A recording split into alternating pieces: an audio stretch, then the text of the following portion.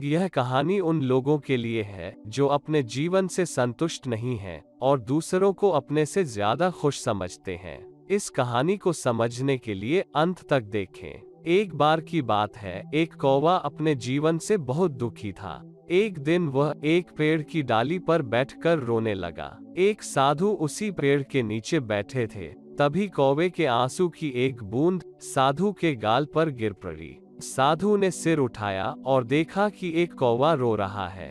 साधु ने उससे पूछा, क्या बात है मेरे दोस्त, आप क्यों रो रहे हो? कौवे ने कहा, हे बुद्धिमान, मैं अपने जीवन से बहुत परेशान हूँ। कोई मुझसे प्यार नहीं करता। लोग मुझे बदनाम करके दूर भगाते हैं। कोई मुझे खाने को कुछ नहीं देता। सब मुझसे नफरत करते हैं। ऐसे जीवन से मृत्यु उत्तम है। कौवे की बातें सुनकर साधु का हृदय करुणा से भर गया। उन्होंने कौवे से कहा, मेरे दोस्त, हम जिस भी हालत में हैं, हमें खुश रहना सीखना चाहिए। लेकिन कौवा साधु की बुद्धि को नहीं समझा और रोता रहा। तब साधु ने कहा, परेशान मत हो, मुझे बताओ आप क्या बनना चाहते हो? मैं आपको अपने मंत्र से बना सकता हूँ। कौवा खुश हो गया और कहा, हे बुद्धिमान, यदि आप मुझ पर एक उपकार करना चाहते हैं तो कृपया मुझे हंस बना दें। साधु ने कहा, ठीक है, मैं आपको हंस बना दूंगा, लेकिन पहले हंस के पास जाओ और उससे पूछो कि वो अपने जीवन से खुश है या नहीं।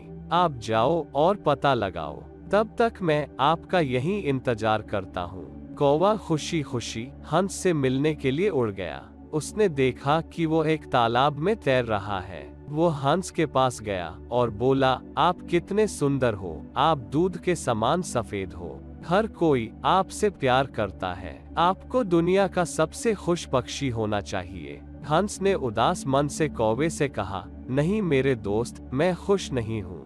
दुनिया में कितने खूबसूरत रंग हैं, लेकिन मेरे पास कोई रंग नहीं है।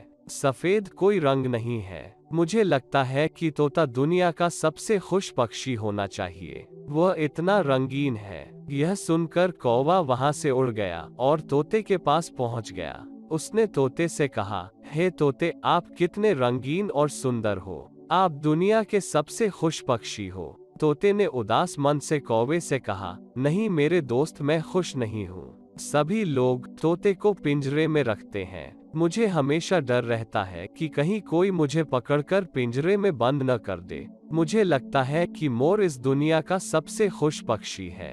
वह मुझसे भी कहीं ज्यादा रंगीन है। यह सुनकर कौवा मोर की तलाश में उड़ गया। काफी देर तलाश करने के बाद आखिरकार उसे मोर मिला, जो एक चिड़ियाघर के पिंजरे में था। उसने देखा कि मोर को देखने के लिए सैकड़ों लोग जमा हो गए थे। लोगों के जाने के बाद कौवा मोर के पास पहुंचा और कहा, प्रिय मोर, आप बहुत सुंदर हो।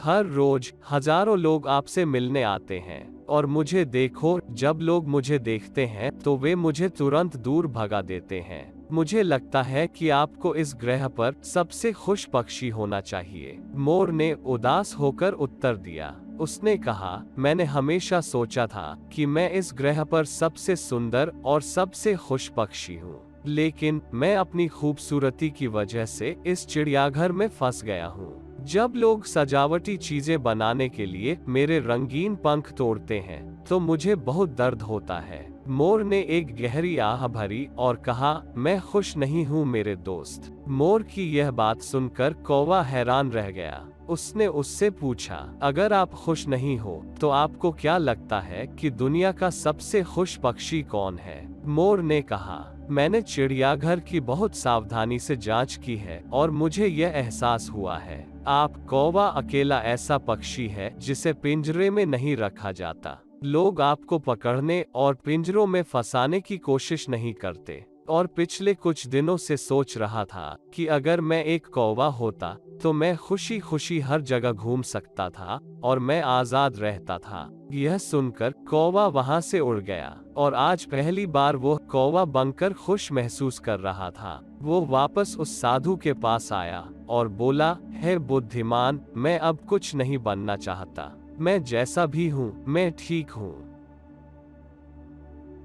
अगर हम अपने जीवन में देखेंगे तो पाएंगे कि यह हमारी भी समस्या है।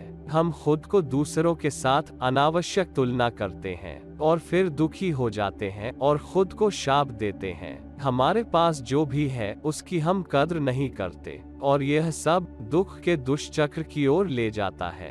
हमारे पास जो नहीं है उसे देखने के बजाय हमारे पास जो है उसमें खुश रहना सीखना चाहिए। हमेशा कोई न कोई ऐसा होगा जिसके पास हमसे कम या ज्यादा होगा। अगर हम खुद की तुलना दूसरों के साथ करते रहेंगे तो हम कभी खुश नहीं रह पाएंगे। एक व्यक्ति जो कुछ भी उसके पास है उससे संतुष्ट है तो वह दुनिया का सबसे खुश इंसान है। अगर यह वीडियो आपको पसंद आया हो तो लाइक और सब्सक्राइब जरूर कीजिए और साथ ही साथ बेल आइकॉन पर क्लिक करें।